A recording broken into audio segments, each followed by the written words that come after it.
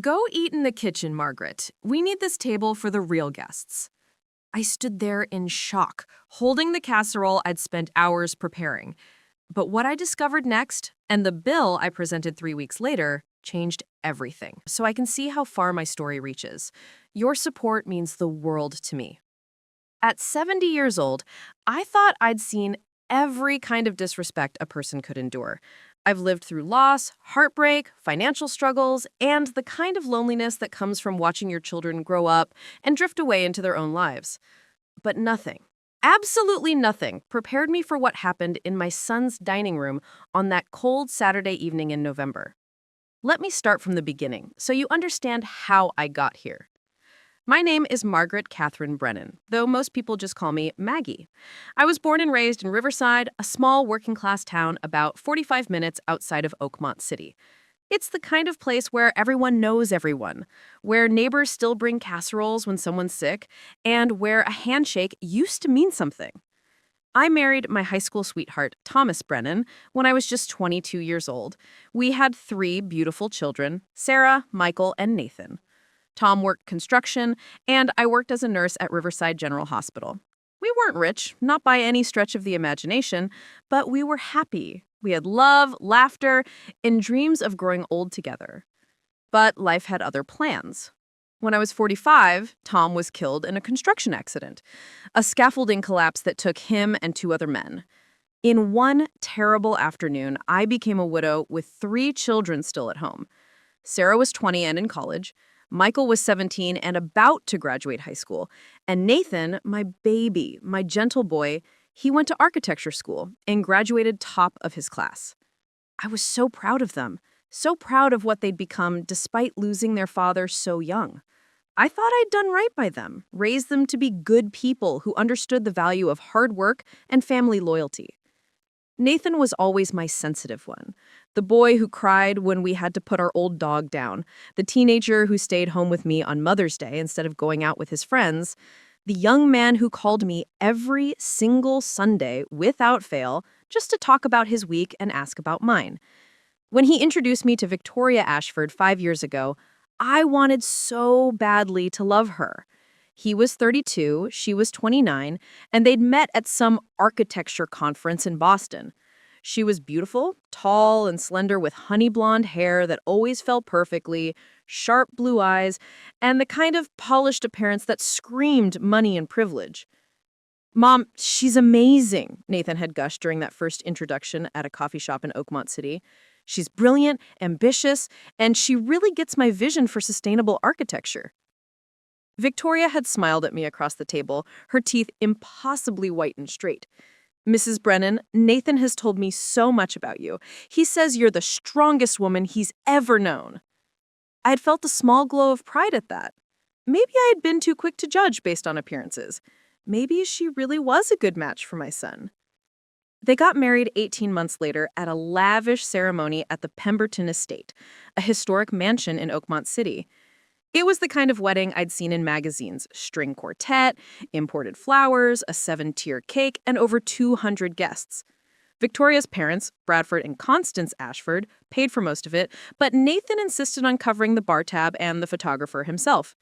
He asked me to contribute too. "Mom, I know it's a lot to ask, but Victoria and I are trying to start our life together on the right foot. Could you help us out with the rehearsal dinner? Just something simple at Bellini's. Maybe $5,000? $5,000. It was more money I spent on groceries in 6 months. But this was my son's wedding, and I wanted him to be happy. I pulled it from my retirement savings, money I'd been carefully setting aside for decades. The rehearsal dinner was lovely. Victoria's parents barely spoke to me, but I told myself it didn't matter. This was about Nathan's happiness. After the wedding, things were good for a while. Nathan and Victoria bought a beautiful home in Cherrywood Heights, one of Oakmont City's most exclusive neighborhoods. It was a modern colonial with 5 bedrooms, a gourmet kitchen, and a backyard that looked like something from a home and garden magazine. "Mom, you have to come see it. There's even a guest room that's all yours whenever you want to visit." I visited often those first 2 years. I'd drive up from Riverside on weekends, and we'd have family dinners. Victoria seemed pleasant enough, though I noticed she always had somewhere else to be: a yoga class, a charity committee meeting, lunch with friends from her country club. But slowly, gradually, things started to change. The Sunday phone calls from Nathan became less frequent. First every other week, then once a month, then barely at all.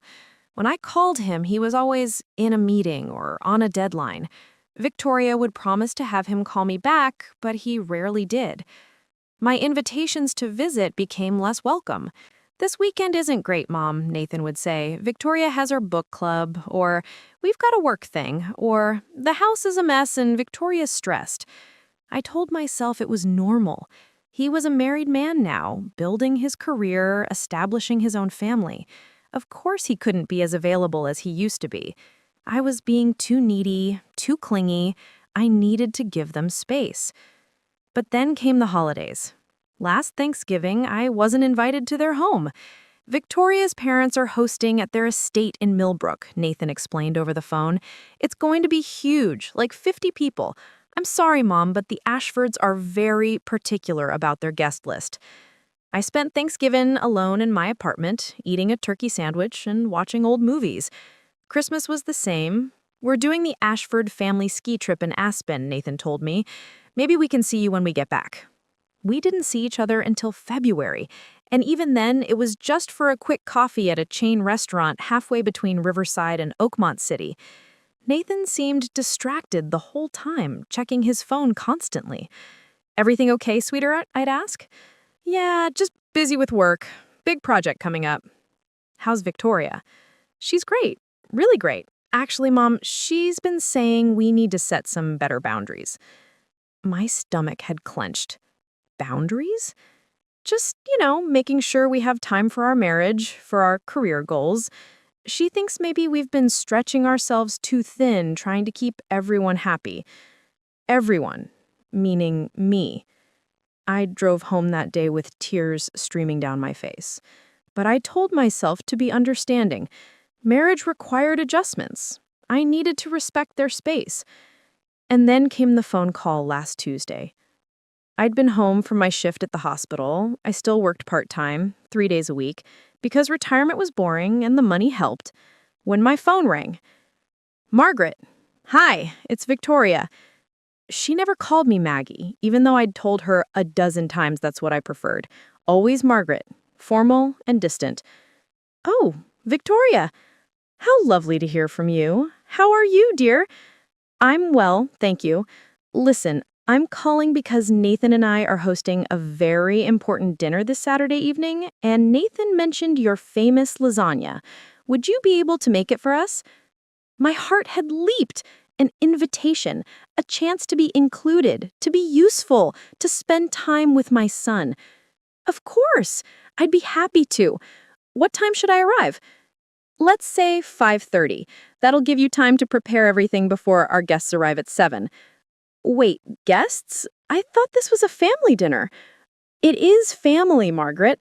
Nathan's career is family. This is very important for us. And your lasagna would mean so much. You know it's Nathan's favorite.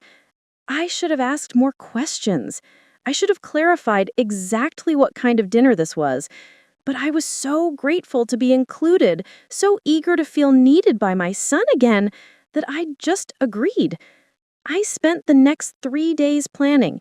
I went to Romano's, Italian Market, the expensive one downtown, and bought the best ingredients I could find. San Marzano tomatoes, fresh buffalo mozzarella, imported Parmigiano Reggiano, fresh pasta sheets from the deli counter. I used my employee discount at the pharmacy to buy a nice bottle of wine as a hostess gift.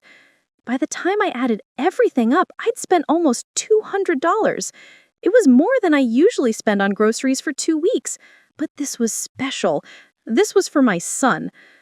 Saturday morning, I woke up at 6 a.m. and started cooking. I made the meat sauce first, letting it simmer for hours until the flavors melded perfectly. I layered the lasagna with care, each level getting equal attention. I wrapped it in foil and packed it carefully in an insulated carrier to keep it warm during the drive. I wore my nicest dress, a floral print I'd bought on sale at Macy's 2 years ago for Sarah's wedding. I put on makeup, styled my hair, even wore the pearl earrings Tom had given me for our 20th anniversary.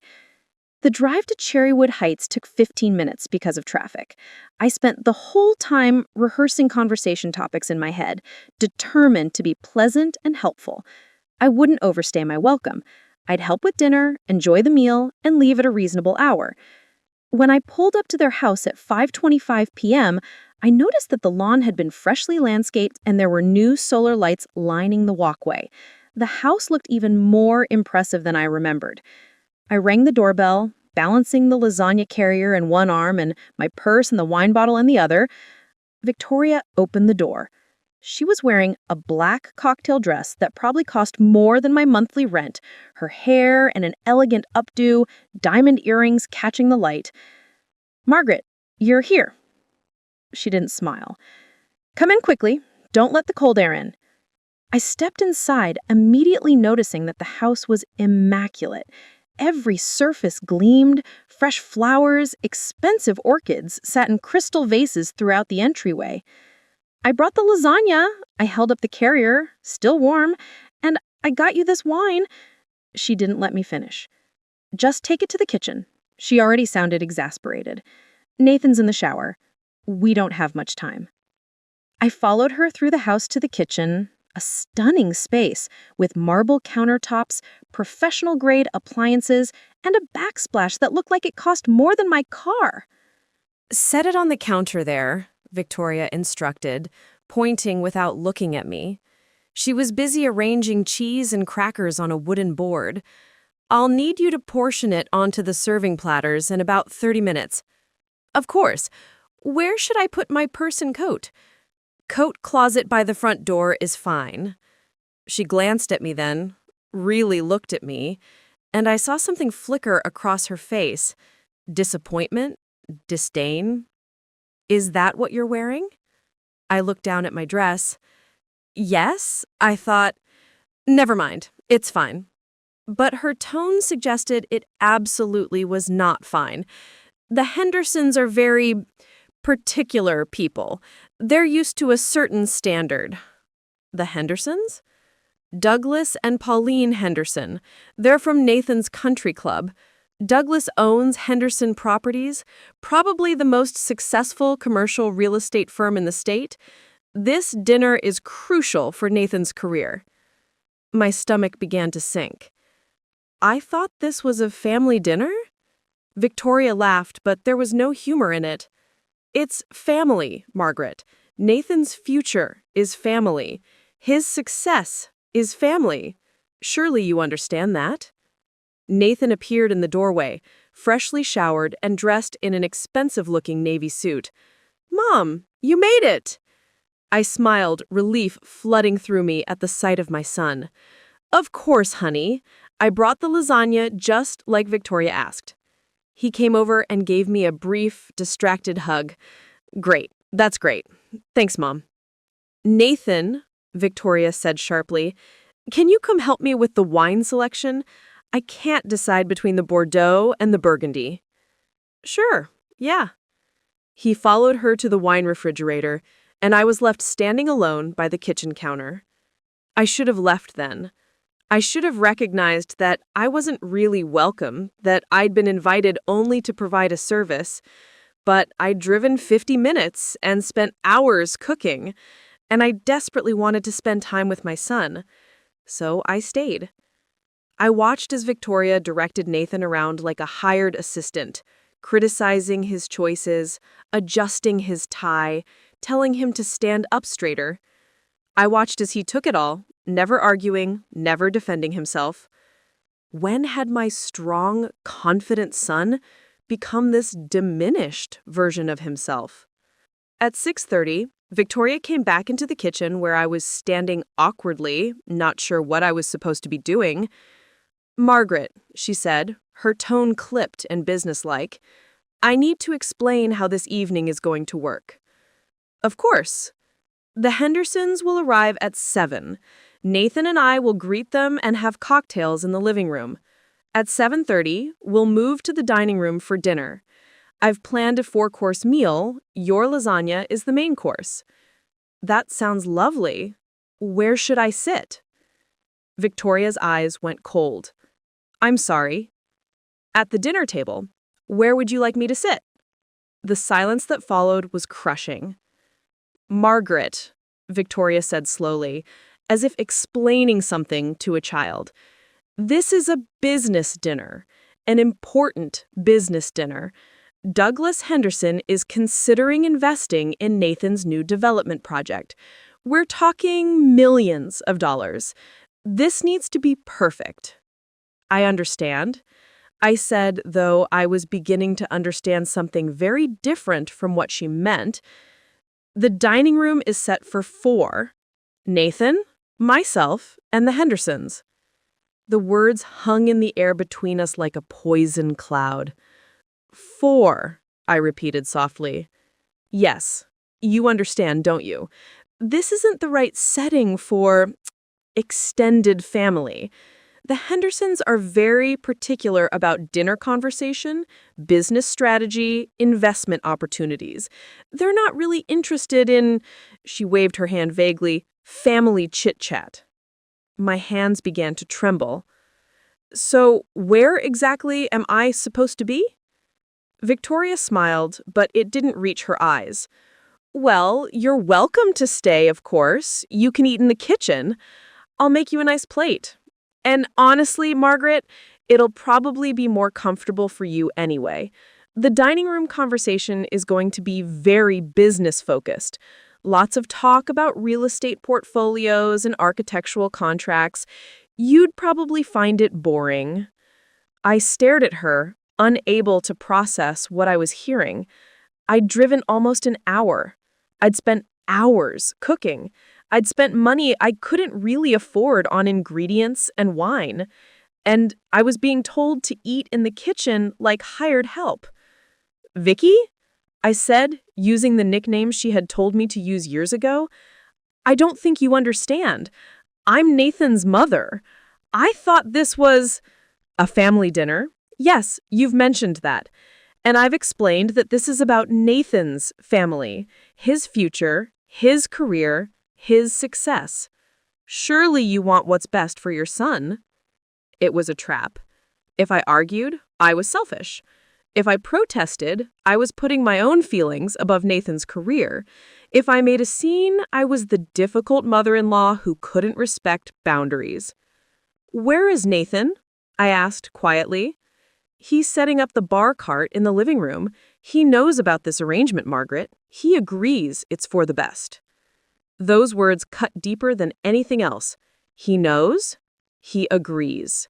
My son had known I would be exiled to the kitchen, and he had said nothing? He had let Victoria invite me here, let me spend days preparing, let me drive all this way, all while knowing I'd be shunted aside like an embarrassing secret? Margaret, Victoria said, her tone softening just slightly, in a way that was somehow worse than her coldness. This isn't personal. You're a sweet woman, and I'm sure you mean well, but Nathan and I are building something here. We're building a life, a career, a future, and we need to be strategic about who we surround ourselves with. And I'm not strategic? I said flatly. She had the grace to look slightly uncomfortable. You're a retired nurse from Riverside. That's wonderful, truly. You worked hard and raised your children well. But the Hendersons, they run in certain circles. They're connected to people who can change Nathan's entire trajectory. I can't have them wondering why Nathan's mother is... She paused, choosing her words carefully. Sitting at the table in a department store dress. The cruelty of it was breathtaking. Not just what she said, but how she said it. Matter of fact, reasonable, as if she were simply explaining an obvious truth. I see, I managed, my voice barely above a whisper. The doorbell rang. Victoria's entire demeanor changed instantly. Her smile became radiant, her posture relaxed, yet elegant. That's them. Margaret, please, go ahead and make yourself a plate. The kitchen door should stay closed once we're in the dining room. I don't want cooking smells drifting out. She swept out of the kitchen, leaving me standing there with my heart in pieces. I heard the front door open, heard Victoria's bright, false voice. "Douglas, Pauline, we're so delighted you're here." I heard Nathan's voice too, warm and confident. "Mr. Henderson, it's an honor to have you in our home." Our home. A home where his mother wasn't welcome at the dinner table. I stood in that kitchen for a long moment, staring at the lasagna I'd made with such care. Then, moving like a woman in a dream, I got a plate from the cabinet and served myself a small portion. The kitchen had a breakfast bar with 3 stools tucked in a corner away from the main cooking area. I sat down on one of those stools, my plate in front of me, and listened to the sounds of laughter and conversation drifting in from the other room. "What a stunning home!" Margaret Henderson's voice, cultured and smooth. "Thank you so much," Victoria replied. "We've put a lot of thought into every detail. Nathan has such an eye for design." More laughter, the clink of glasses. "Shall we move to the dining room?" Nathan's voice. The sound of chairs scraping, footsteps, more laughter. Then the dining room door, the one that separated the kitchen from the formal dining area, clicked shut. I sat there in the kitchen, alone, eating the lasagna I'd made for my son's important dinner party. From my seat, I could hear their voices, muffled but audible through the door. "This lasagna is incredible," Douglas Henderson said. "Victoria, you've outdone yourself." "Oh, it's an old family recipe," Victoria said smoothly. I noticed that she didn't mention who actually made it. I picked at my food, each bite turning to ash in my mouth. They talked about Nathan's architectural projects, about sustainable development, about the Marina District opportunity, some massive waterfront development that would transform downtown Oakmont City. "The potential is enormous," Nathan was saying, his voice animated in the way it never was with me anymore. "We're talking luxury condos, upscale retail, a boutique hotel. The whole development would be LEED certified, incorporating green roofs, solar panels, rainwater harvesting systems." "I'm impressed," Douglas said. "The environmental angle is smart. Wealthy buyers love that eco-friendly luxury combination." "Nathan's vision is remarkable," Victoria added. "He's not just designing buildings, he's designing lifestyles." More laughter, more wine being poured. I set down my fork, no longer able to pretend I was eating. Then I heard Pauline's voice drop to a more intimate, conspiratorial tone. "Victoria, dear, I have to ask, and please don't take this the wrong way, but you seem so mature, so sophisticated for your age. Tell me you didn't have to deal with the typical overbearing in-law situation." My breath caught in my throat. Victoria laughed, and the sound was like broken glass. "Oh, Pauline, you have no idea. Between us, I have to tell you, getting Nathan focused on the right priorities has been a project in itself. You wouldn't believe the distractions he used to have." "Oh," Pauline sounded intrigued, delighted even. She wanted the gossip. "His mother," Victoria said, and I could hear the eye roll in her tone. "Sweet woman, truly, but she has absolutely no concept of boundaries. Always calling, always needing something, always expecting Nathan to drop everything and visit his little apartment in Riverside." Little apartment in Riverside. She said it like it was a slum, like I was something embarrassing, something to be hidden and minimized. "That must have been difficult for you," Pauline said, and she sounded more entertained than sympathetic. "You have no idea," Victoria repeated. "But I finally had to sit Nathan down and explain that we can't build the life we deserve if we're constantly being dragged down by obligations to people who can't contribute to our success. I mean, his mother is a retired nurse from a working-class town. She's a lovely person, I'm sure, but she's not exactly the kind of family connection that opens doors, if you know what I mean." The cruelty of it hit me like a physical blow. Not just what she said, but how she said it. Matter of fact, reasonable, as if she were simply explaining an obvious truth. Very wise, Douglas said approvingly. Family loyalty is important, but so is being strategic about your associations. You can't let sentiment hold you back from opportunity. Exactly, Victoria agreed. I told Nathan, we love your mother, but we need to set firm boundaries. Limited visits, scheduled phone calls, and absolutely no spontaneous drop-ins. We have a life to build, and we can't do that if we're constantly managing her expectations. How did Nathan handle that conversation? Pauline asked.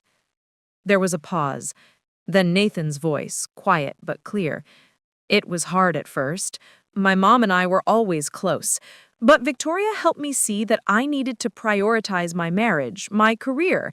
Mom understands. She wants what's best for me. I understood. I wanted what was best for him. The words echoed in my head as I sat there in the kitchen, the plate of lasagna growing cold in front of me. This was what they really thought of me. Not family, not someone who deserved respect or consideration, just an obligation, a burden, an embarrassing connection that needed to be managed and minimized. I had raised Nathan alone after his father died. I had worked myself to exhaustion to give him opportunities. I had sacrificed everything, my social life, my comfort, my retirement savings, to help him build the foundation for the very success he was now using to justify cutting me out of his life. And he'd let his wife dismiss me as irrelevant. More than that, he'd agreed with her. The laughter from the dining room continued. They'd moved on to other topics now, discussing country clubs and investment portfolios and vacation homes in Martha's Vineyard. I sat there in the kitchen, listening to my son and his wife entertain their wealthy friends while I ate alone like a servant and felt something inside me fundamentally shift. Not break. Something had already broken when Victoria told me to sit in the kitchen. This was different. This was a hardening, a crystallization of something that had been soft and vulnerable. I wasn't going to cry about this. I wasn't going to beg for my son's attention or plead for his wife's respect. I was going to find out exactly what kind of people they really were. And I was going to make sure they understood that dismissing someone doesn't make them powerless. It just makes them angry. I stood up from the breakfast bar, rinsed my plate in the sink, and quietly gathered my purse and coat. I could hear them still talking and laughing in the dining room as I let myself out the back door of the kitchen. The cold November air hit my face as I walked to my car, and I realized my hands had stopped shaking. By the time I pulled out of their driveway, something had settled in my chest, something cold and determined. I didn't know exactly what I was going to do yet, but I knew I wasn't going to let this stand. Not anymore. I didn't sleep that night, not even for a moment. I lay in my small bedroom in Riverside, staring at the ceiling, replaying every word of that overheard conversation in my head, every cruel dismissal, every casual insult, every laugh at my expense. The darkness pressed down on me like a physical weight, and with each passing hour, my hurt transformed into something harder, something I barely recognized in myself. By the time the sun rose Sunday morning, painting weak November light across my bedroom walls, I had made a decision. I wasn't going to let this go. I wasn't going to pretend it didn't happen or convince myself I'd misunderstood. I was going to confront them. At 8:49 a.m., my phone rang. Nathan's name appeared on the screen. I stared at it for 3 rings before answering. "Mom?" His voice sounded rough, like he'd just woken up. "Hey, I wanted to call and thank you for the lasagna last night. It was a huge hit. The Hendersons loved it." The audacity of it stunned me into silence. He was calling to thank me for the food, as if that's all that mattered, As if I had been exiled to eat alone in the kitchen while they entertained their wealthy friends? Mom, you there? I'm here, I said, my voice flat. Oh, good. Listen, I'm sorry we didn't get to spend more time together last night. The dinner ran really late, and the Hendersons had a lot of questions about the Marina District project. By the time they left, it was almost midnight. He was making excuses. Worse, he was pretending nothing was wrong. Nathan, I need to talk to you about last night. There was a pause. What about it? About the fact that I was sent to eat in the kitchen. About the fact that I wasn't included in the dinner I spent hours preparing. About the conversation I overheard. The silence on the other end of the line stretched so long I thought he might have hung up. Mom, he finally said, and his voice had changed. The warmth was gone, replaced by something defensive and uncomfortable. I don't know what you think you heard, but I know exactly what I heard, Nathan. Victoria told the Hendersons that I'm an embarrassing obligation, that I'm not the kind of family connection that opens doors. And you agreed with her. Another long pause. That's not... You're taking it out of context. Out of context? What context makes it acceptable to treat your mother like hired help? What context makes it okay to laugh about me with strangers while I eat alone in the kitchen? Mom, please. He sounded tired now, irritated. It wasn't like that. The Hendersons are important to my career. This Marina District project could change everything for us. Victoria was just trying to make sure the evening went smoothly. By hiding me away like something shameful? By keeping the focus where it needed to be. His voice had risen now, too. Do you understand what's at stake here? Douglas Henderson controls half the commercial development in this city. One word from him, and I could be designing buildings that define Oakmont's skyline for the next 50 years. Or one wrong impression, and I'm back to designing strip mall renovations. And I'm the wrong impression, I said quietly. He didn't deny it. That hurt worse than anything else. Mom, this isn't about you. This is about my career, my future, our financial security. Victoria and I are trying to build something here. We need to be strategic about how we present ourselves. Strategic, I repeated. Is that what you call it? Yes. God, why is this so hard for you to understand? Not everything is a personal attack. Sometimes adults have to make difficult decisions about priorities. And your priority is impressing rich people at the expense of your own mother. That's not fair, he snapped. I love you, Mom. I appreciate everything you've done for me. But I'm 37 years old. I have a wife, a career, responsibilities that go beyond making you feel included in every aspect of my life. The words landed like physical blows. This was my son, the boy I'd raised, the man I'd sacrificed everything for. And he was telling me I was asking too much by expecting basic respect. Nathan, I said, my voice shaking now, I drove almost an hour to your house. I spent $200 I couldn't really afford on ingredients. I cooked for 6 hours. And when I arrived, I was told to eat in the kitchen because I wasn't good enough to sit at your table. That's not about wanting to be included in every aspect of your life. That's about being treated like a human being with dignity. You're being dramatic. The dismissal in his tone, so casual, so absolute, finally broke through the last of my restraint. No, I said firmly. I'm being honest, and I think it's time you were honest too. When did I become such an embarrassment to you? When did being a working-class widow become something you're ashamed of? I'm not ashamed of you, he said, but there was no conviction in his voice. Then why didn't you defend me last night? Why didn't you tell Victoria that treating me like the help was unacceptable? Why did you laugh along when she called me an obligation? I didn't...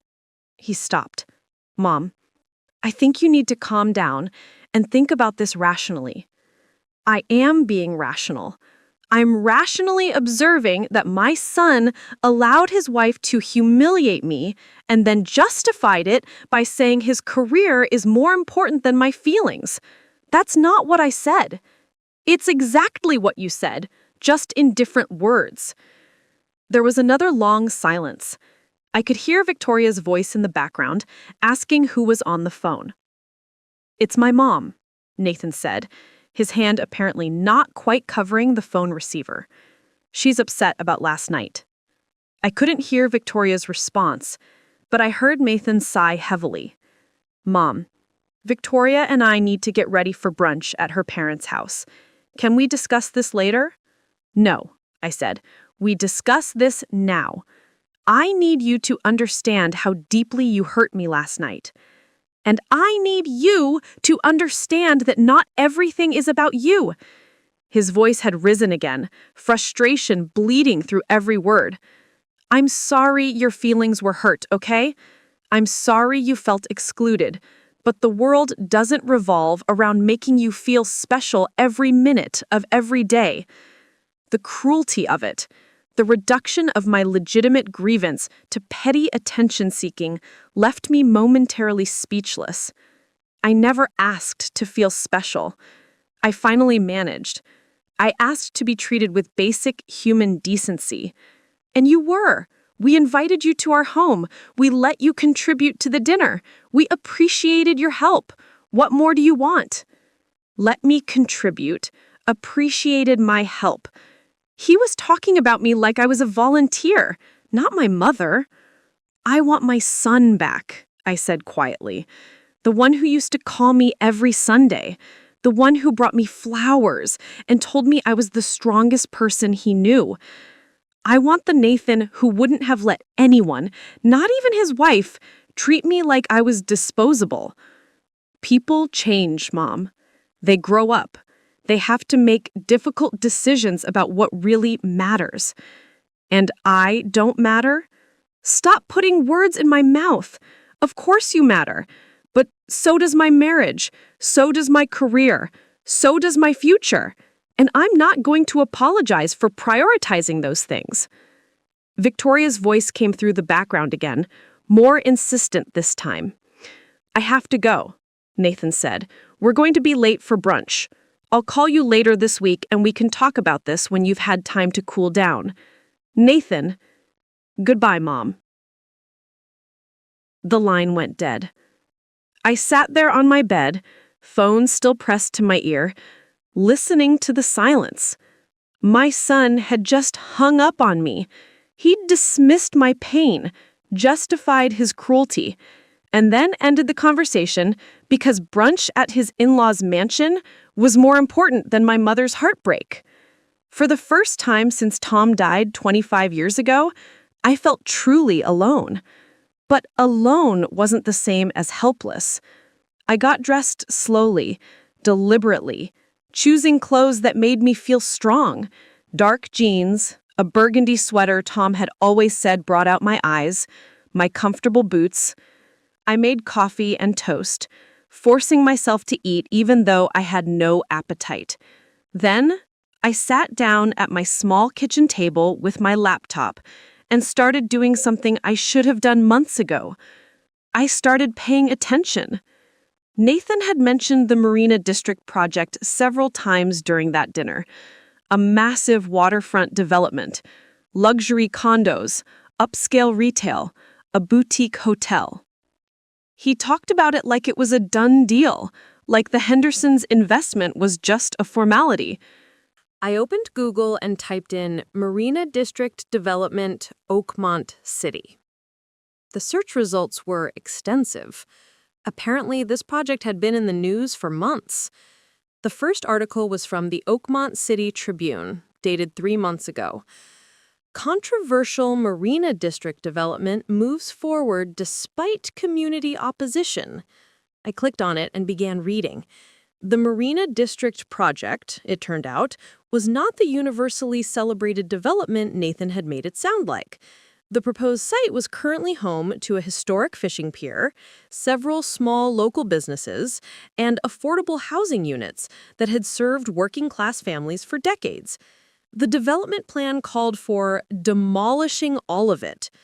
Local residents and community advocates had been fighting the project for over a year, arguing that it would displace vulnerable families, destroy historic landmarks, and fundamentally change the character of a neighborhood that had existed for generations. But the developers, a consortium that included Henderson Properties, the Morrison architectural firm, Nathan's employer, and something called the Ashford Development Group, were moving forward anyway. Ashford Development Group. I clicked on that link. The Ashford Development Group was a commercial real estate investment firm founded and run by Bradford Ashford, Victoria's father. My hands stilled on the keyboard as the pieces began falling into place. This wasn't just Nathan's career opportunity, this was a family business deal. Victoria's father, Nathan's employer, and the Hendersons were all financially invested in a controversial development that was going to make them millions while displacing working-class families from their homes. I kept reading. According to the articles, there had been numerous city council meetings about the project, all contentious. Environmental groups raised concerns about the impact on the waterfront ecosystem. Historical preservation societies argued that the fishing pier was a protected landmark.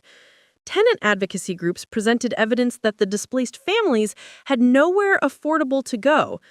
But the project kept moving forward because the developers had something the community didn't: money, political connections, and influence. One article from the Oakmont City Post included a quote from a city council member who'd voted in favor of the development. "We have to balance preservation with progress. The Marina District project represents significant tax revenue and job creation. Sometimes difficult decisions have to be made for the greater good." The greater good. That phrase kept appearing in articles defending the project. But whose greater good? Not the families being displaced, not the small business owners losing their livelihoods, not the community members watching their neighborhood get erased to make room for luxury condos they could never afford. The greater good of people like Nathan and Victoria, like the Hendersons and the Ashfords, people for whom progress meant profit and difficult decisions meant other people's suffering. I found photographs from community meetings, working-class families holding signs that read, "Homes, not hotels," and "Marina District is our home."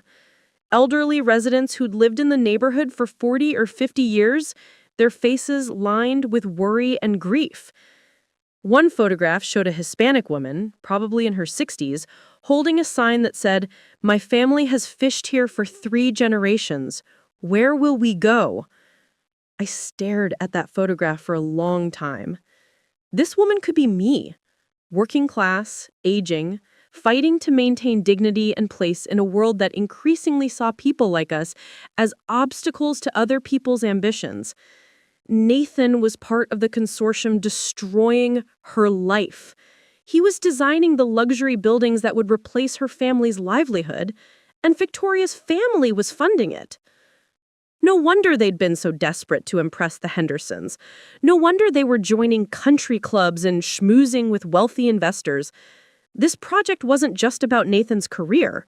It was about generational wealth, about establishing themselves in the upper echelons of Oakmont City society, about transforming from working-class backgrounds, in Nathan's case, and old money, in Victoria's, into new power.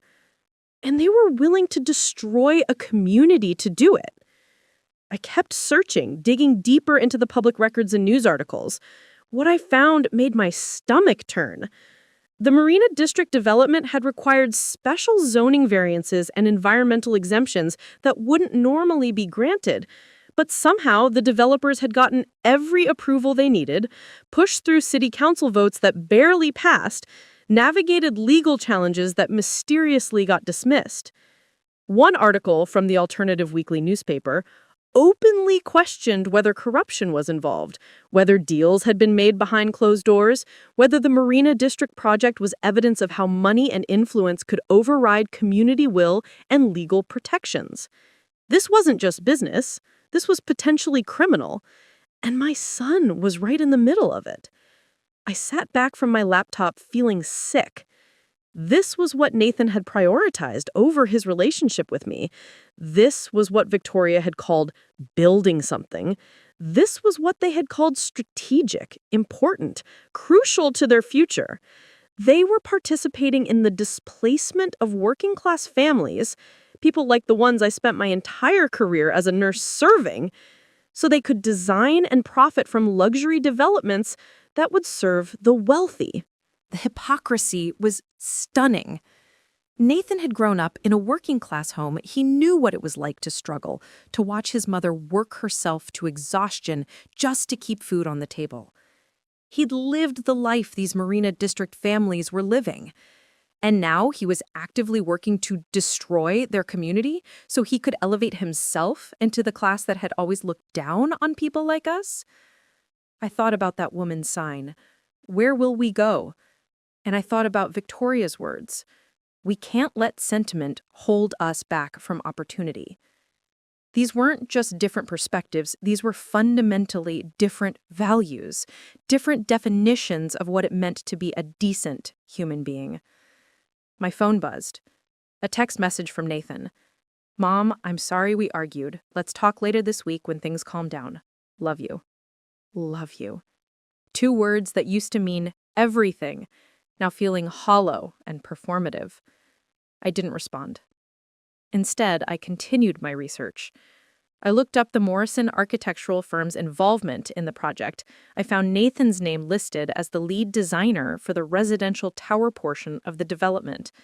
There were even quotes from him in some of the earlier articles talking about sustainable luxury and environmental consciousness.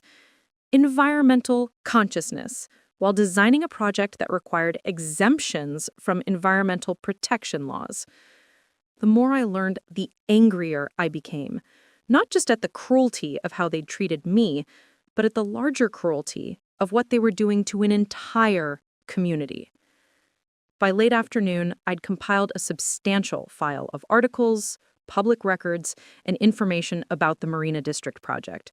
I printed out the most damning pieces and organized them in a folder. I wasn't sure yet what I was going to do with this information, but I knew I wasn't going to stay silent while my son participated in something so fundamentally wrong. My phone rang again. This time, it was Sarah, my daughter. "Mom, I just talked to Nathan. He said you two had a fight."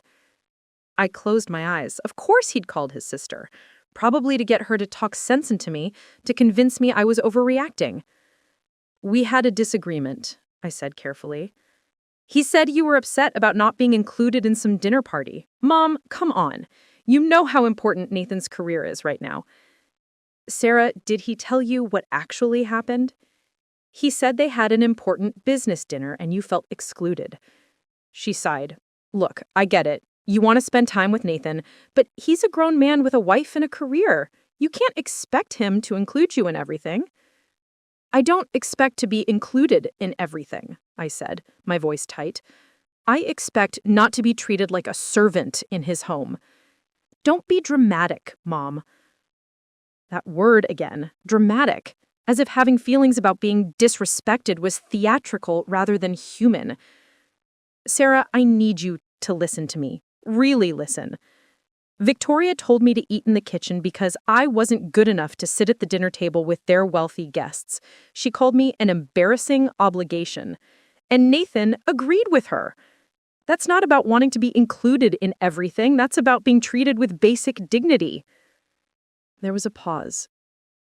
"Okay, that does sound harsh. But Mom, you have to understand Victoria's perspective. She comes from a very different background than us. She's used to a certain level of sophistication. And I'm not sophisticated enough to eat at my own son's table?" "I didn't say that. God, why are you being so sensitive about this?" "Why are you defending them?" I shot back. When did it become acceptable to treat family members like they're disposable as long as you have a good career reason? I'm not defending anyone. I'm trying to help you see this from Nathan's point of view. He's under a lot of pressure right now. This Marina District thing is huge for him. Can't you just give him some space and let him focus on his work? Do you know what the Marina District project actually is? Some big development downtown? Why? I told her. I told her about the families being displaced, the community being destroyed, the questionable approval process, the campaign contributions and political connections. I told her about the protesters and the historical landmarks being demolished and the affordable housing being erased. When I finished, there was a long silence. "Mom," Sarah finally said, her voice careful, "I'm sure it's more complicated than that. These development projects always have opposition. It doesn't mean Nathan is doing anything wrong." "Sarah, he's literally designing the buildings that are going to replace people's homes they can't afford to replace. That's just business, Mom. That's how development works. You can't stop progress because some people don't want things to change."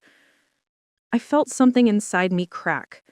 My daughter, the teacher, the person who worked with underprivileged children, the woman who used to cry over injustice, was defending the displacement of working-class families because her brother's career was involved.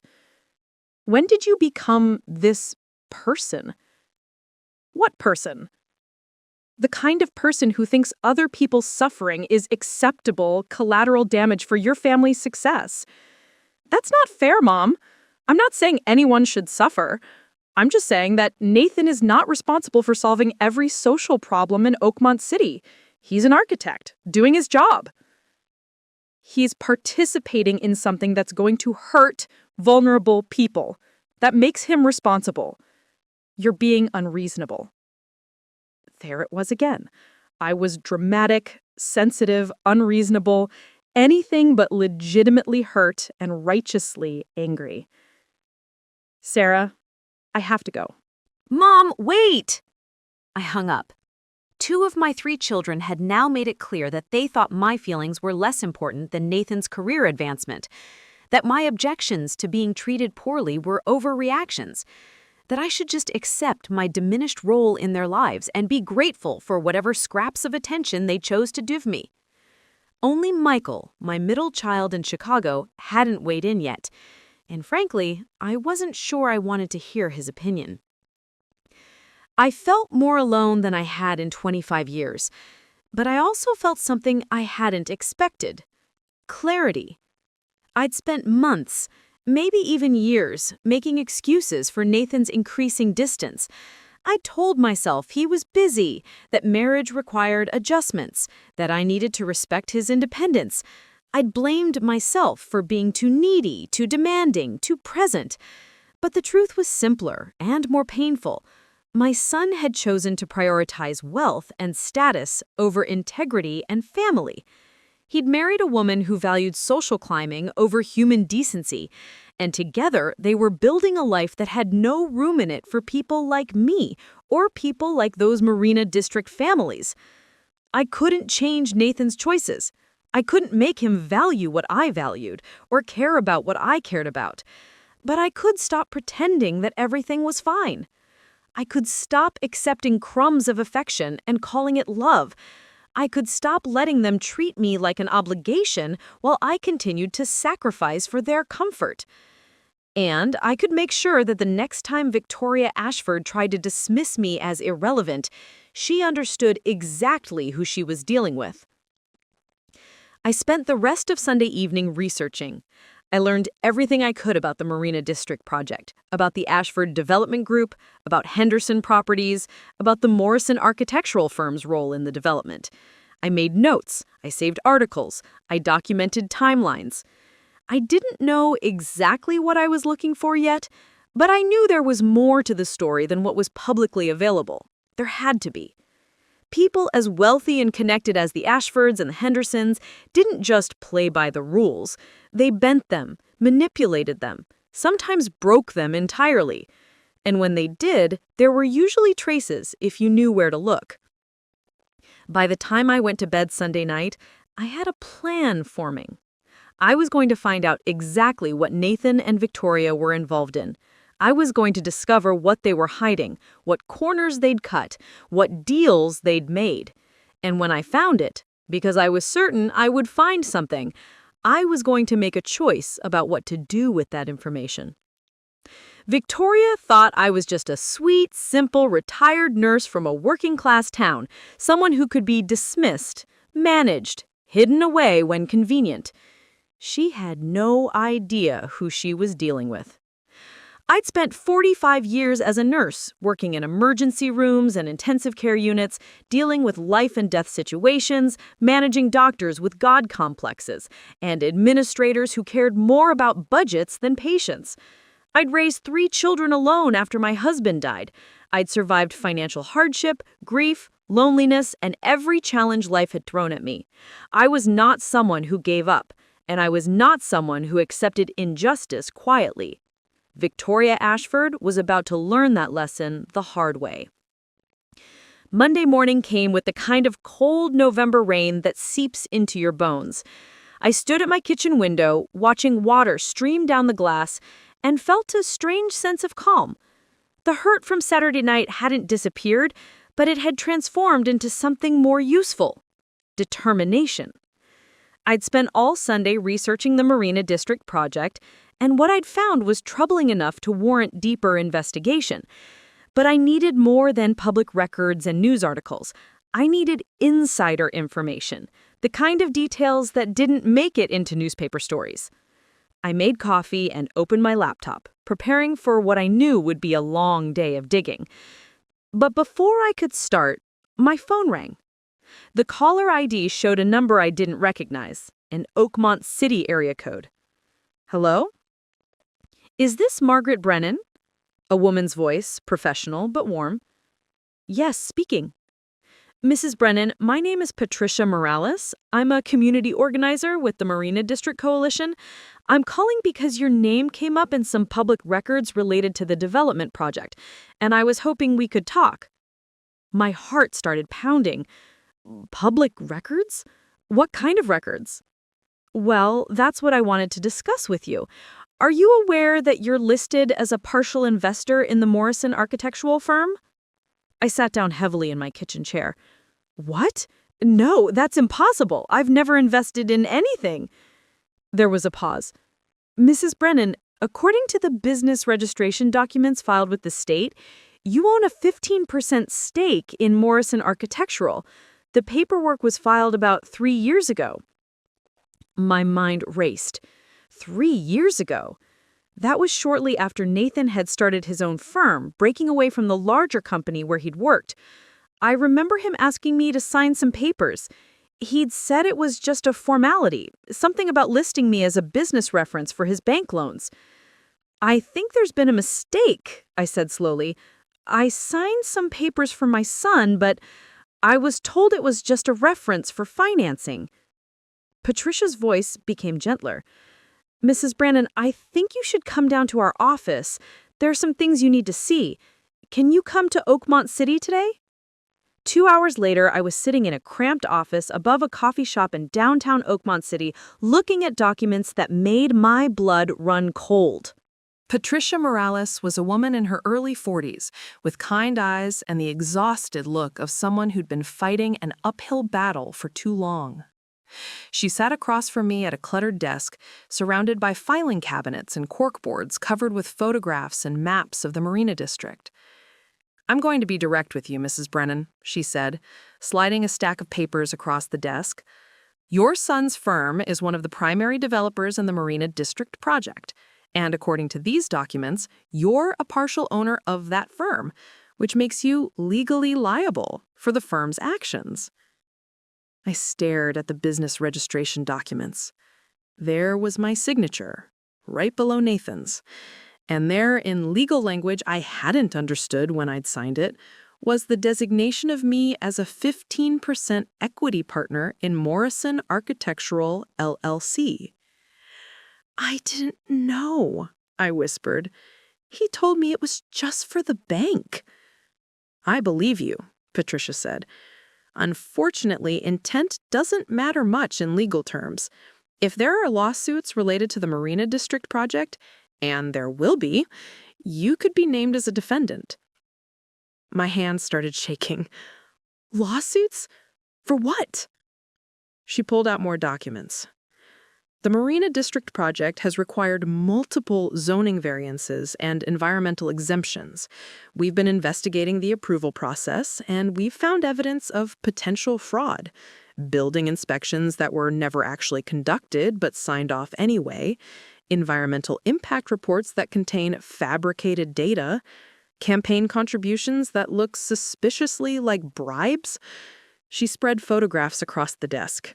Images of the Marina District as it currently existed, a vibrant neighborhood of small businesses, affordable apartment buildings, a historic fishing pier where elderly men sat with their grandchildren, teaching them to cast lines into the bay.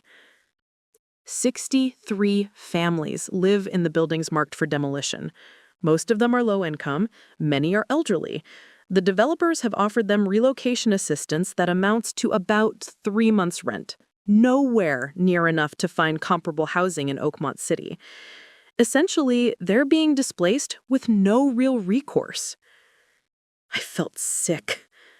And Nathan knows about this? Mrs. Brennan, your son is the lead architect. He's been present at planning meetings where these issues were discussed. He signed off on the environmental reports.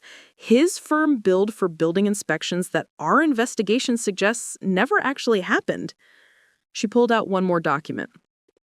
An invoice from Morrison Architectural to the Ashford Development Group. The line items were vague. Site inspection and compliance verification, $45,000. Environmental assessment coordination, $30,000. Regulatory liaison services, $28,000. These are substantial fees for services that, according to our investigation, either were inadequately performed or not performed at all. It looks like your son's firm was billing for rubber stamping approvals, not doing actual oversight work. I couldn't speak. I could barely breathe. Patricia's voice softened. Mrs. Brennan, I didn't call you to accuse you of wrongdoing. I called because I think you might be a victim here too. Your son used your name and signature to give his firm more legitimacy, to create the appearance of family backing, possibly to shield himself from full liability. And now you're potentially on the hook for his ethical violations. What do I do? I managed to ask. It depends on what you want the outcome to be. If you want to protect yourself legally, you need to immediately consult with an attorney and potentially dissolve your partnership in the firm. You'd need to prove you were unaware of how your involvement was being used. And if I want to do more than just protect myself? Patricia studied me carefully. What do you mean? I thought about those 63 families, about the elderly men fishing with their grandchildren, about the woman in the photograph holding the sign, "Where will we go?" I thought about Victoria's words, "We can't let sentiment hold us back from opportunity." And I thought about Nathan, my son, the boy I'd raised to be better than this, who had somehow become someone who could participate in this kind of cruelty for money. I mean, I said slowly, what if I wanted to help stop this project? Patricia leaned forward. Then we need to talk strategy. Because, Mrs. Brennan, if you're willing to testify about how your signature was obtained, about what you know regarding the firm's operations, that could be significant evidence in our case. We talked for 3 hours. Patricia showed me everything the coalition had discovered, the suspicious approval timeline, the campaign contributions, the corners that had been cut, the laws that were being bent or broken. She introduced me to other coalition members who had been fighting this development for over a year. I met Rosa Martinez, the woman in the photograph with the sign, "Where will we go?" Her family had been commercial fishermen for 3 generations. The Marina District fishing pier was their livelihood, their history, their identity. I met James Chen, an elderly man who'd owned a small grocery store in the neighborhood for 40 years. The building was marked for demolition. The relocation assistance wouldn't cover first and last month's rent anywhere else in the city. There was nowhere else, Oakmont City, she could afford. These weren't abstract concepts or statistics. They were real people whose lives were being destroyed so that people like Victoria and her father could build luxury condos. And my son was helping them do it. By the time I left the coalition office, I had made my decision. I was going to help them fight the Marina District project. I was going to expose what Nathan and Victoria were really doing, and I was going to make sure they understood that their actions had consequences. But first, I needed to confront them one more time. I needed to give Nathan a chance to do the right thing. I called him from my car. "Mom?" He sounded surprised. "I was going to call you. Listen, about Sunday." "I need to see you," I interrupted. "Today. It's important." "Today's not great. I have meetings all afternoon." "Nathan, I'm not asking. I'm telling you. I'll be at your house at 6 o'clock. Make sure Victoria is there too." There was a pause. "What's this about?" "We'll discuss it when I see you." I hung up before he could argue. I spent the rest of the afternoon preparing. I made copies of everything Patricia had given me. I organized the documents chronologically, highlighting the most damning pieces of evidence. I wrote down questions I needed Nathan to answer. And I did one more thing. I called a lawyer, Diane Foster, a family attorney I'd known casually for years. I explained the situation and asked her to be on standby. If this conversation went the way I expected it to, I was going to need legal representation. At 5:45 p.m., I pulled into Nathan and Victoria's driveway in Cherrywood Heights. My hands were steady as I gathered my folders and walked to the front door. Nathan answered, looking tired and irritated. "Mom, what's so urgent that it couldn't wait?" "Where's Victoria?" "In the living room." "Mom, seriously, what's going on?" I walked past him into the house. Victoria was sitting on their expensive sofa, still dressed in business attire, her expression a mixture of annoyance and wariness. "Margaret, Nathan said you insisted on coming over. I hope this won't take long. We have dinner reservations at 8. I set my folders on their coffee table and remained standing. "This will take as long as it needs to take. We need to talk about the Marina District project." I saw something flicker across Nathan's face. Surprise? Fear? Victoria's expression didn't change. "What about it?" "I know what you're doing. I know about the families being displaced. I know about the suspicious approval process. I know about the environmental reports and the building inspections that were never properly conducted. I know about the campaign contributions and the political connections. I know everything."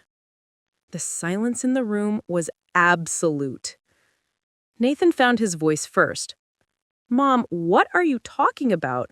Where are you getting this information?" "From the Marina District Coalition, and from public records, and from the business registration documents that show I'm apparently a 15% owner of your firm, Nathan, something you never actually told me." He paled. "That was just a formality. The bank required multiple investors for the business loan." "I used you," I interrupted. "You had me sign documents without explaining what they really meant. You made me legally liable for your firm's actions without my knowledge or consent. That's fraud, Nathan." "That's ridiculous," Victoria snapped, standing up. "Nathan's firm operates completely above board. If you've been listening to some community activist with an axe to grind, I've been listening to the people your development is going to destroy. Families who will lose their homes, small business owners who will lose their livelihoods, a community that will cease to exist, all so you can build luxury condos and make millions?" That's how development works. Sometimes progress requires change. Those people will receive fair compensation. 3 months' rent is not fair compensation for losing your home and community. They're renters, Margaret. They don't own those properties. They have no legal right to stay indefinitely. The casual cruelty of it, the reduction of people's lives to property rights and legal technicalities, made me want to scream. Nathan, please tell me you understand how wrong this is. Please tell me you see what you're participating in. He wouldn't meet my eyes. Mom, it's complicated. The project has already been approved. Construction is set to start in 3 months. We're past the point of stopping it. You're past the point of stopping it, or you're past the point of caring. That's not fair, he said, but his voice lacked conviction. What's not fair is what you're doing to those families. What's not fair is using my name without my knowledge. What's not fair is becoming the kind of person who values money more than people. Victoria moved to stand beside Nathan, her hand on his arm, a united front against me. Margaret, I understand you're upset, but you don't understand business. You don't understand development. This project is going to revitalize a blighted area. It's not blighted. I couldn't contain my anger anymore. It's a working-class neighborhood full of people who have lives and histories and dignity.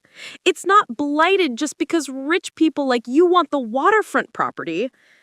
We're not doing anything illegal, she said coldly. I pulled out more documents. And these building inspection reports? Morrison Architectural billed $45,000 for site inspections and compliance verification. But according to the city's own records, half of those inspections were signed off without anyone actually visiting the sites. You charged for work you didn't do. That's standard practice, Victoria interjected. Experienced firms don't need to physically inspect every detail when they can verify compliance through documentation. It's fraud, I said flatly. You billed for services you didn't provide and signed off on safety certifications without doing the actual work. If something goes wrong with that building, if someone gets hurt because corners were cut, you're criminally liable. Nothing is going to go wrong, Nathan said, but he sounded desperate now. The building will be fine. We followed all the important protocols. Did you? I opened the last folder, the one containing the most damaging evidence. The coalition's investigation found concrete samples from your test pilings that don't meet the load-bearing specifications in your own design plans. You're building a 30-story residential tower on substandard foundation work. The color drained completely from Nathan's face. Victoria's hand tightened on his arm. Where did you get that information? That's proprietary. It's public safety information, I corrected. And it's going to come out. The coalition is filing a lawsuit to stop the project. They have engineers who've reviewed your work. They have documentation of every corner you cut, and they have testimony from subcontractors who were pressured to use cheaper materials than what was specified. This is blackmail, Victoria hissed. This is the truth. And I'm giving you one chance to do the right thing before it all becomes public. Nathan finally looked at me, and what I saw in his eyes broke my heart. Not remorse, not shame, just fear of being caught. What do you want? He asked quietly. I want you to withdraw from the Marina District project. I want you to go public with what you know about the ethical violations. I want you to help stop this development before 63 families lose their homes. Victoria laughed, sharp and bitter. You're insane. We've invested 3 years in this project, millions of dollars. Nathan's entire reputation is riding on this. You think we're going to throw all that away because some community activists are making noise? I think you're going to do it because it's the right thing to do, I said, still looking at Nathan. Because somewhere inside you is still the boy I raised, the one who had a conscience and a sense of right and wrong. The boy you raised was poor. The boy you raised wore secondhand clothes and couldn't afford college without scholarships. Nathan has a chance to be someone, to build something real, to have the kind of life he deserves. And you want him to throw it away for what? For people he doesn't even know? For some abstract moral principle? For his integrity, I said softly. For his soul. for the kind of man he wants to be. Nathan stood there torn between his wife and his mother, between wealth and conscience, between the person he'd become and the person he used to be. I waited, hoping against hope that he would choose correctly. "I can't," he finally whispered. "Mom, I can't. It's too late. We're too far in. If I pull out now, if I go public with problems, I'll be destroyed. I'll lose everything. The firm will collapse. Victoria's father will sue me for breach of contract. The Hendersons will blacklist me in the industry. I'll never work as an architect again." "And if you continue?" I asked. "If you let this building go up on substandard foundations? If someone dies because you cut corners, can you live with that?" "Nothing's gonna happen," but he didn't sound convinced. Victoria pulled him closer to her. "Nathan, don't let her manipulate you. She's your mother, but she doesn't understand your world, your obligations. She's trying to sabotage your success because she's jealous." "I'm not jealous," I said, my voice breaking. "I'm heartbroken. I'm watching my son choose money over morality, and I'm trying to save him from making a mistake he can never take back." "The only mistake," Victoria said coldly, "would be listening to you." I looked at my son one last time. "Nathan, please. There's still time to do the right thing. Yes, there will be consequences, but they're nothing compared to the consequences of continuing down this path. Please." He closed his eyes. "I'm sorry, Mom, I can't." And in that moment, I knew I'd lost him. Not to Victoria, not to money, but to his own choices. He'd had the chance to be the person I'd raised him to be, and he'd chosen otherwise. "Then I'm sorry too," I said quietly, "because I can't protect you from what's coming." "What's that supposed to mean?" Victoria demanded. "It means I'm going to testify for the Marina District Coalition. I'm going to explain how my signature was obtained without informed consent. I'm going to share everything I know about the ethical violations, and I'm going to make sure that when this project fails, and it will fail, everyone knows exactly who was responsible." Nathan's eyes flew open. "Mom, you can't." "I can, and I will.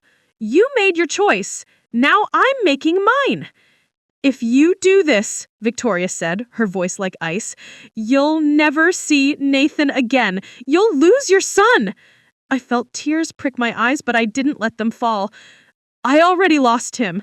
The Nathan I knew, the one I raised, he's been gone for a while now. You made sure of that." I turned to leave, but Nathan's voice stopped me.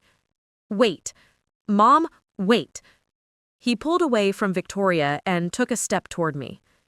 "If you do this, if you testify against the project, what happens to you? You said you're listed as a partner in the firm. You could be sued too. You could lose everything." It was the first time in days that he'd sounded like he actually cared about me. "I know," I said. "I've already talked to a lawyer.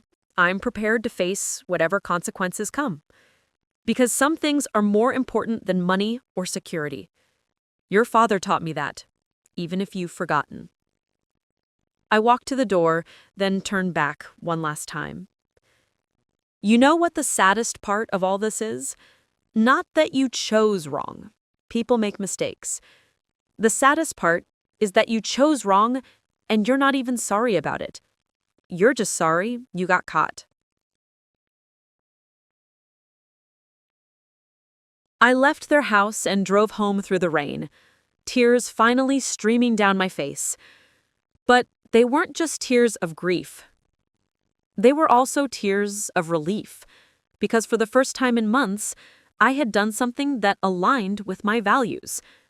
I had stood up for what was right, even when it cost me everything. The next 3 weeks were a whirlwind.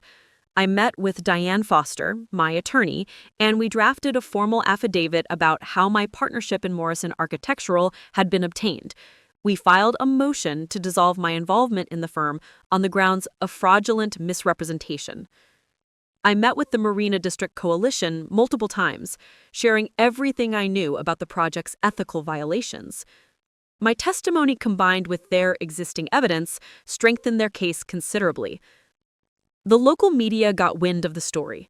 Architect's Mother Blows Whistle on Marina District Development, read the headline in the Oakmont City Tribune. I gave interviews. I showed reporters the documents.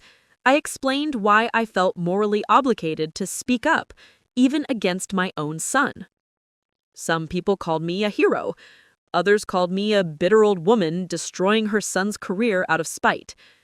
The comments on the news articles were brutal, half supporting me, half attacking me as a traitor to my family. Nathan and Victoria hired lawyers. They released a statement claiming I was mentally unstable and that my accusations were baseless. Victoria's father, Bradford Ashford, gave an interview calling me a confused elderly woman being manipulated by radical activists. The city council called an emergency meeting to review the Marina District approvals.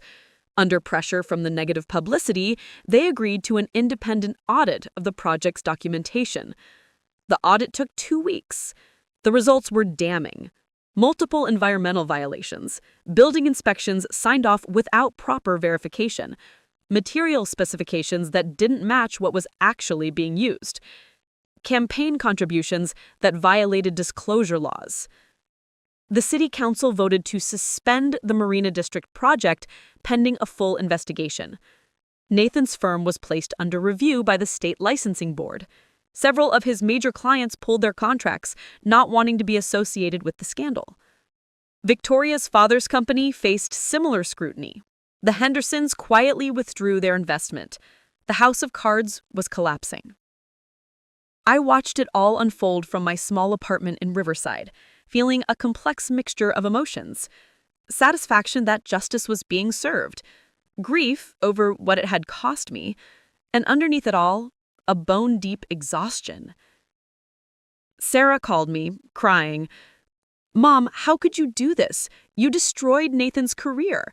His marriage is falling apart. The firm is probably going to collapse. He's lost everything." I didn't destroy his career. His own choices did that. I just refused to be complicit and covering them up. He's your son. And those are someone else's sons and daughters and grandparents being displaced. Being my son doesn't give him the right to hurt innocent people without consequences. She hung up on me. We haven't spoken since. Michael, my middle child, was more understanding. "Mom, I don't know if I could have done what you did, but I think I understand why you felt you had to." It was something at least. The legal proceedings dragged on for weeks. In the end, the Marina District project was officially canceled. The city revoked the development permits and ordered a complete review of the approval process. 3 city council members resigned under the cloud of the corruption investigation. Nathan's firm didn't collapse entirely, but it was severely damaged. He was suspended from practice for 6 months and required to take ethics training before his license could be reinstated. The firm had to pay substantial fines. Victoria filed for divorce. Apparently, Nathan, without money and career prospects, wasn't the man she'd married. My legal issues were resolved relatively quickly. The court agreed that I'd been misled about my partnership in the firm and dissolved my involvement without liability. I was free and clear. But the cost was steep. 2 of my 3 children wouldn't speak to me. My son had lost his career trajectory and his marriage, and I had become, in many circles, a controversial figure, praised by some, vilified by others. 3 months after that terrible Saturday dinner, I sat in my apartment on a cold February evening, reflecting on everything that had happened. I thought about the price I'd paid for doing what I believed was right. The relationships destroyed, the family fractured, the loneliness that had become my constant companion. And I thought about the alternative, staying silent, letting the Marina District project proceed, watching those 63 families lose their homes while I maintained a relationship with a son who had become someone I didn't recognize. My phone buzzed. A text from Patricia Morales. "Mrs. Brennan, I wanted you to know, the City Council just approved funding for affordable housing rehabilitation in the Marina District. They're going to renovate the existing buildings instead of demolishing them. Rosa Martinez and her family can stay. James Chen's grocery store is safe. Yolanda Washington won't have to uproot her children. Because of you, 63 families still have their homes. Thank you doesn't feel like enough, but thank you. I read the message 3 times, tears streaming down my face. Below it was a photo.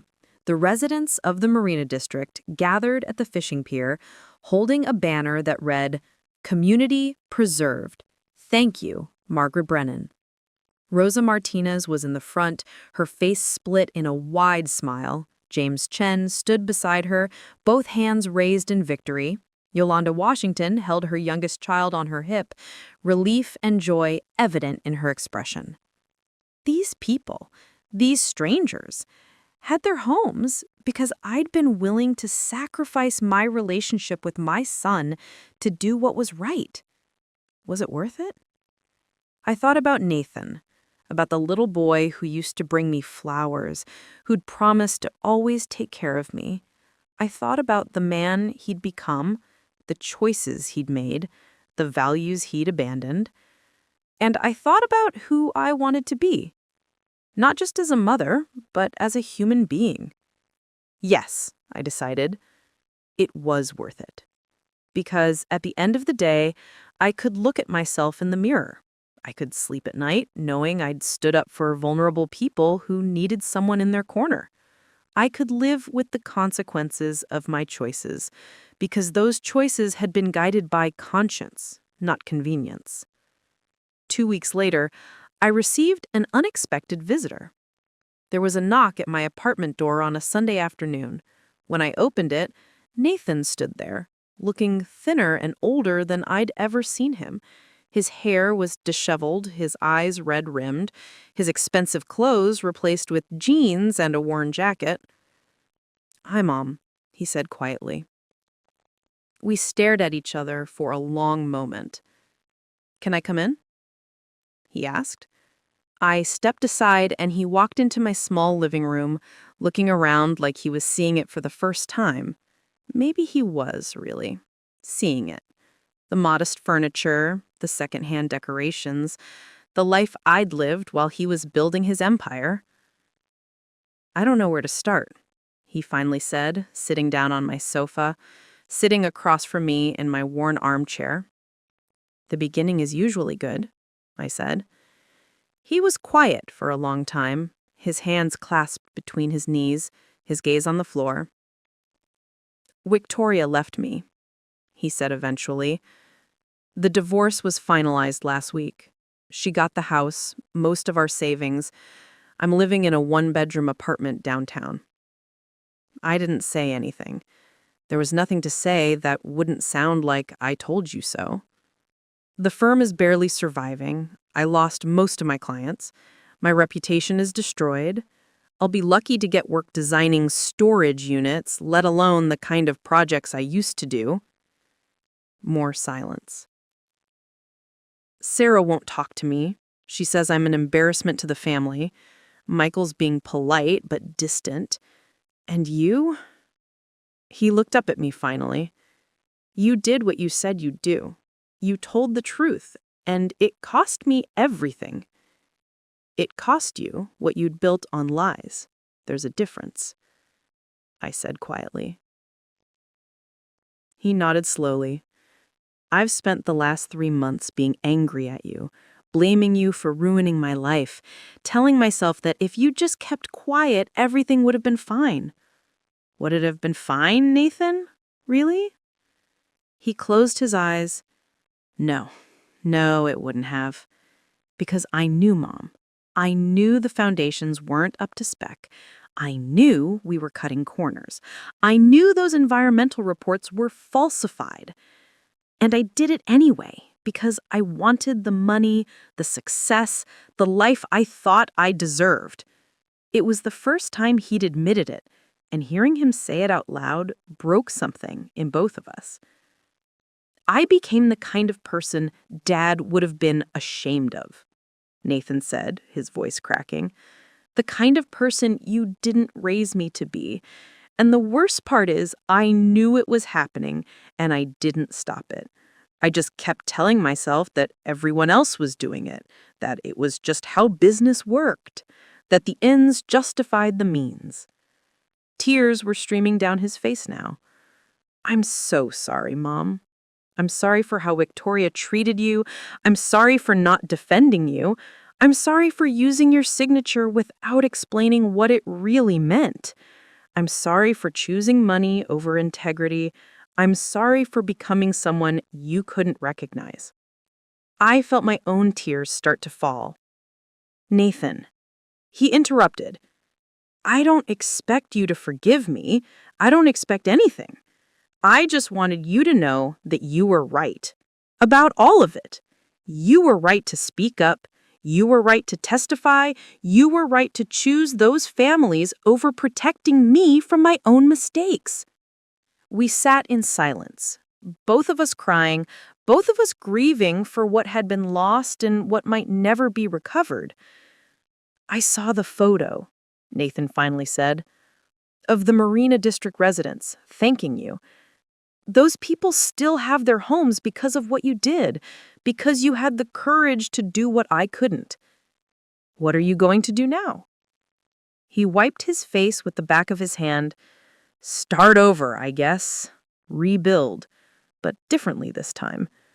I've been talking to a nonprofit that does affordable housing design. They're willing to give me a chance despite everything. The pay is terrible, but... He looked at me. But it's the right thing to do. It's what Dad would have wanted. It's what you taught me before I forgot. I reached across the space between us and took his hand. It's not too late to be the person you should have been all along.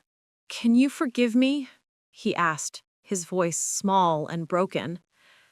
I know I don't deserve it, but I can forgive you, I said. But Nathan, you need to understand something. Forgiveness doesn't mean forgetting. It doesn't mean everything goes back to how it was. You hurt me deeply. You chose money and status over family and integrity. That doesn't just disappear because you're sorry now. I know. We can rebuild our relationship, but it's going to take time. And it's going to require you to show me, through your actions, that you've really changed. He nodded. I understand. And Mom, thank you for not giving up on me even when I'd given up on myself. For loving me enough to tell me the truth even when it cost you everything. We talked for hours that afternoon. Really talked. For the first time in years. He told me about the pressure he'd felt to succeed, to prove himself worthy of Victoria and her family's world. I told him about the loneliness I'd felt as he'd drifted away, the hurt of being treated as an inconvenience. We didn't solve everything. Some wounds were too deep to heal in one conversation, but it was a start.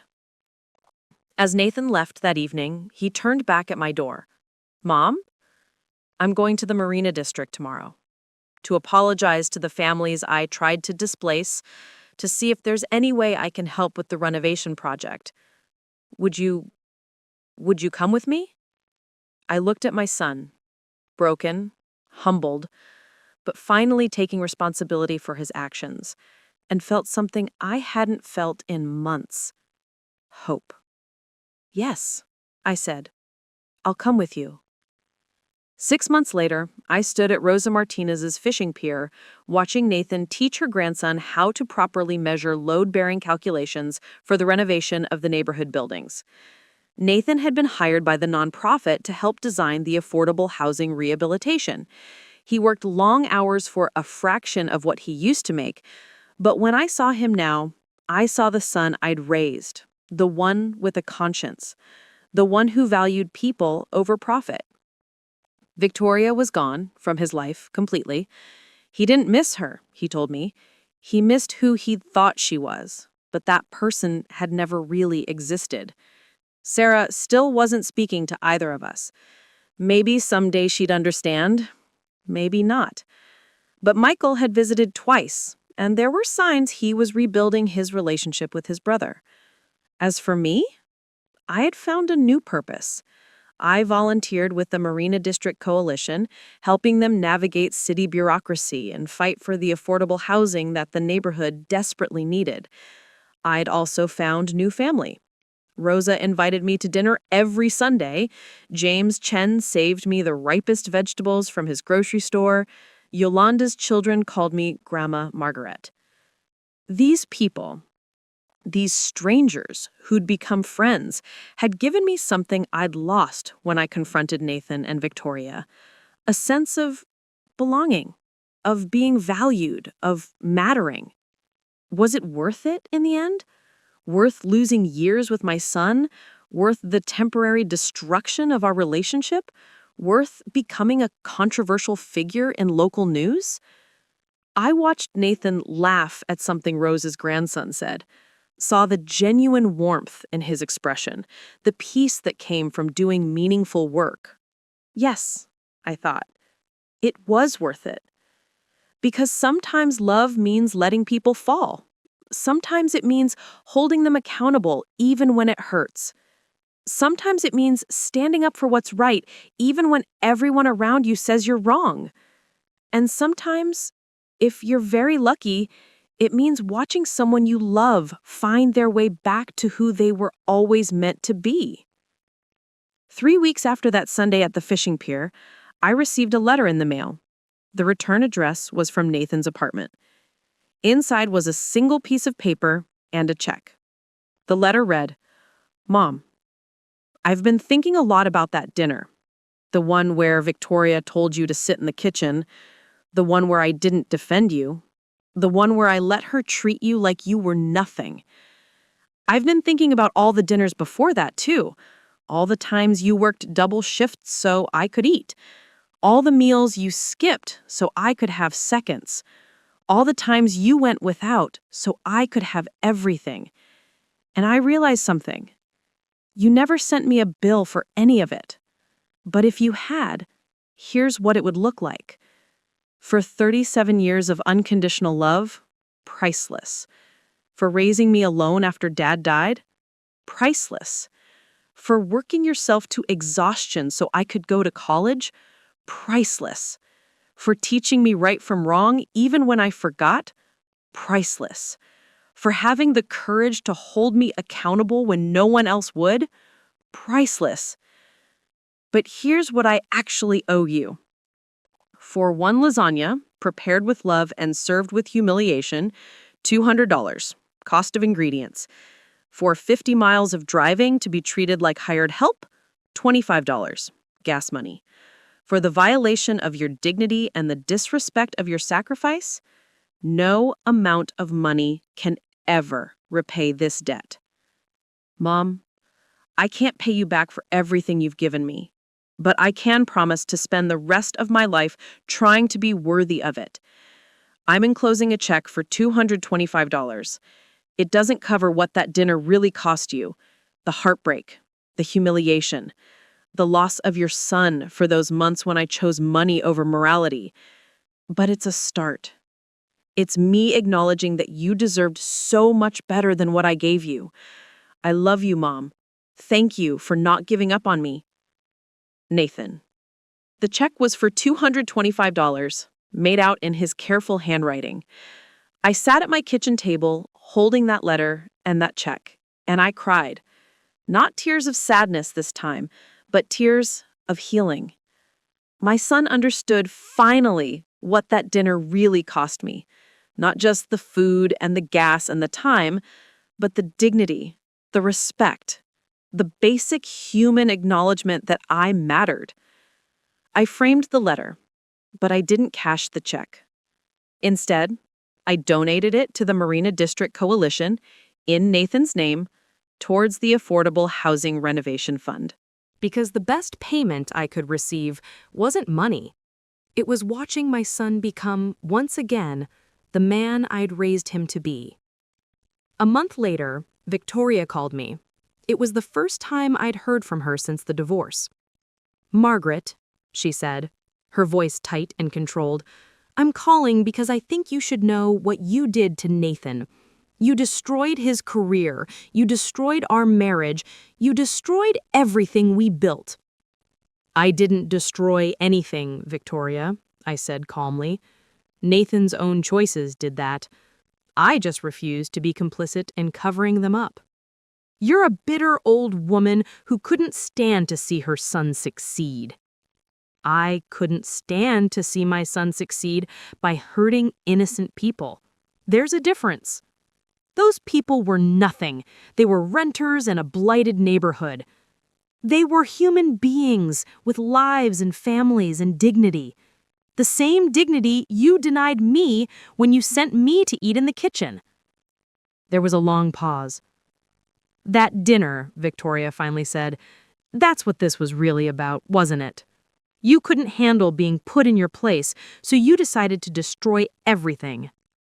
No, Victoria, that dinner was just when I finally saw who you really were, who you'd turned Nathan into, and I decided I wouldn't enable it anymore. You'll regret this when Nathan realizes what you cost him. Nathan already knows what I cost him and what he cost himself. The difference is he's learning to live with integrity instead of lies. Can you say the same? She hung up without another word. I never heard from her again. A year after that terrible Saturday dinner, the Marina District Coalition held a celebration. The first phase of the affordable housing renovation was complete. Families who'd been living in deteriorating buildings now had safe, updated homes they could afford. There was music and food and children playing on the newly renovated pier. Rosa Martinez cooked a feast of traditional dishes. James Chen's grocery store had a grand reopening with fresh paint and new fixtures. And in the center of it all, on a small plaque mounted near the pier entrance, were these words: Maria District Community, preserved 2024.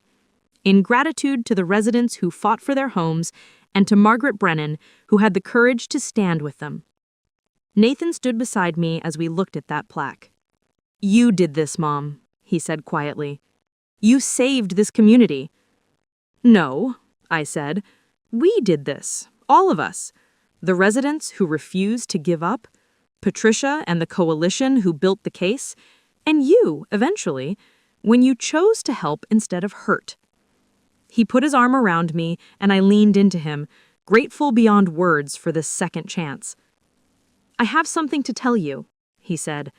I've been offered a position, lead architect for a statewide affordable housing initiative. It's government work, so the pay is modest, but the impact could be huge. We'd be designing sustainable, dignified housing for low-income families across the state. That's wonderful, Nathan. I wanted to ask you something. The position requires forming a small advisory board, people who understand the needs of the communities we'd be serving. Would you consider being on that board? I looked at him in surprise. Me? You, Mom. You understand what working-class families need because you lived it. You understand what dignity means because you fought for it. And you understand what integrity requires because you showed me.